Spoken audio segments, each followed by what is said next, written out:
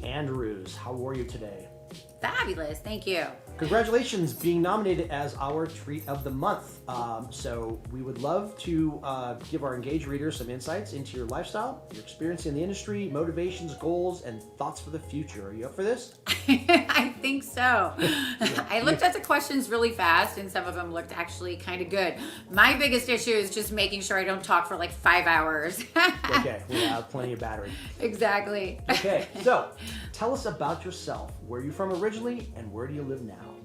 So I am originally from Wisconsin, and yes, I am a cheesehead. No, I don't like the Packers. I'm just not into sports whatsoever at all. And currently I live in Las Vegas, Sin City, baby. So I moved, I've been in Vegas for probably about 10 years, and then I was in Manhattan for like 10 years before that, and then I was in LA for about 15 years.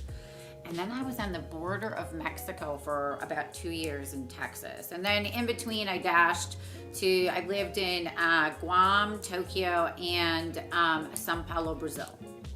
Very nice. Yeah. Cool. All right, so how would you describe yourself? How would I describe myself? I would describe myself as very independent. I've lived alone my entire adult life. I'm so sorry. Where's my four-legged friends that are around the house? I've always had pets, but I've always been single. I've always lived alone. I consider myself to be a workaholic. I consider myself to be very spiritual as well. I'm a Leo, so I'm also generous, slightly egotistical, just and what else? Oh, and I'm a funny bitch too. Or I'd like to think so, at least. What would you say motivates you and your work? I have a really good work ethic. Also, I'm a workaholic. So I'm just, that's what I do. It's my nature to just get up and work every day, 7 days a week, all day and all night. I actually go to Workaholics Anonymous, so I'm trying to learn how to say no more to a lot of different projects. But yeah, I get a lot of fulfillment from my work. I enjoy a lot of different projects. And I just get very passionate with a lot of different things. And, I look at it as like a puzzle, that I like to figure out. I like challenges. I love learning. It's really easy for me to be really into my work. It's really hard for me to set the work down. Would you say, okay, so having all that in mind, do you have like a personal mantra or saying that you believe in to maybe motivate you, or is it just sort of something from within? I think it's just something from within, but I do have a lot of mantras actually that I do use in life.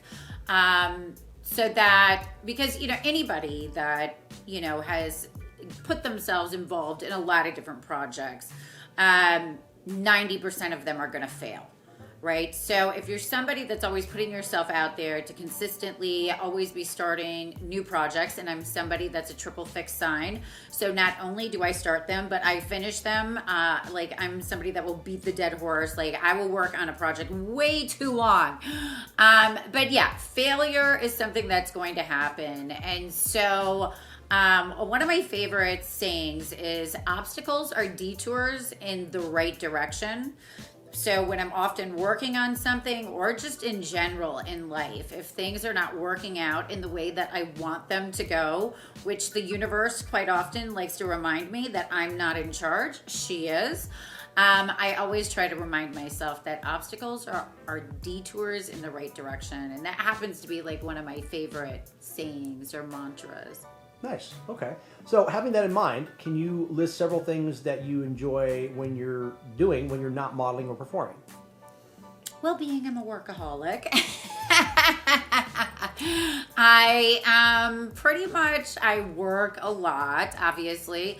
And I like being home. I've traveled all over the world. I've been in jail in Dominican Republic, Egypt, Dubai. So I'm fine staying at home. So I like staying at home. I like being around my dog Bella. I like being around my cat Mia. Like I said before, I'm a very spiritual person. I enjoy meditation. I enjoy walking the dog. I love watching films. I had 3 years of film school that I did, so I very much appreciate watching, one of my favorite directors. I was just in LA, and David Cronenberg has got a new film out called Crimes of the Future. It's not playing in Nevada. It's like a limited theatrical release. I very much enjoyed going to see that film with other filmmaker friends of mine in LA.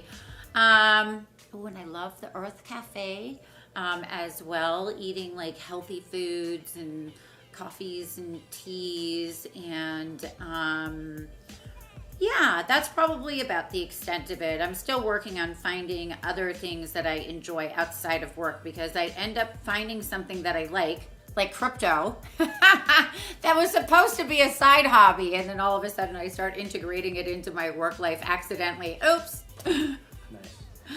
So what first got you started in modeling? Like, was there somebody or something that got you interested in this career? Because you've been doing it for a little bit. Yes. I started in 1991. Don't tell anybody. I was 17 when I first started. I had a fake ID, and I started off as a stripper. And then I started feature dancing. Then I started doing magazines. Then and then I can go on and on. Then I started doing films, and then I started doing production coordination. And then I built my first studio at the age of 23, and blah, blah, blah, blah, blah. I started producing, directing, distribution, internet company, blah, blah, blah, blah, blah, blah, blah. And here you are. Yeah, there you go. So is there anything that has surprised you in either a positive or a negative way about modeling or performing? Surprised me. You know what? Having the hindsight of being in this business for 30 years, I think what has surprised me the most is how much of a fulfilling and amazing life that it's given me. When I first got into it, I was a fucking stripper at 17 with a fake ID at some shitty hole in the wall that had like a pole that was a basement pole that had duct tape around it. I'm fucking completely surprised that 30 years later, that it's led me to be able to do all these amazing things and to travel and end up in jail in all kinds of strange countries, to take care of my family, to pay all my taxes, to be a very spiritual human being, and to love myself. I'm just surprised, as well, because when I was 30, the word MILF had just came out. And when I was 30, I thought my career was over. The fact that I've been able to do this for so long and to be able to look back at such a rich experience it's given me, I'm just so beyond grateful that I found this business, or it found me, because, I dropped out of school in 7th grade. I came from, like nothing. My mother was handicapped. I grew up on welfare. So, I was supposed to be like, a 15-year-old with multiple kids on welfare. Like, that's what my trajectory was supposed to look like. But instead, I got into this business, and there's so many people that think that, women are being exploited in this business, but it's been the exact opposite for me. It's given me a really beautiful life that I'm just so beyond grateful for. And I don't think that when I first got in, that I had any idea that I would be able to say that, 30 years later, and I'm still performing in front of the camera. So that's beautiful. Okay, so what would you say? Obviously, you take care of yourself. You mentioned eating healthy and whatnot.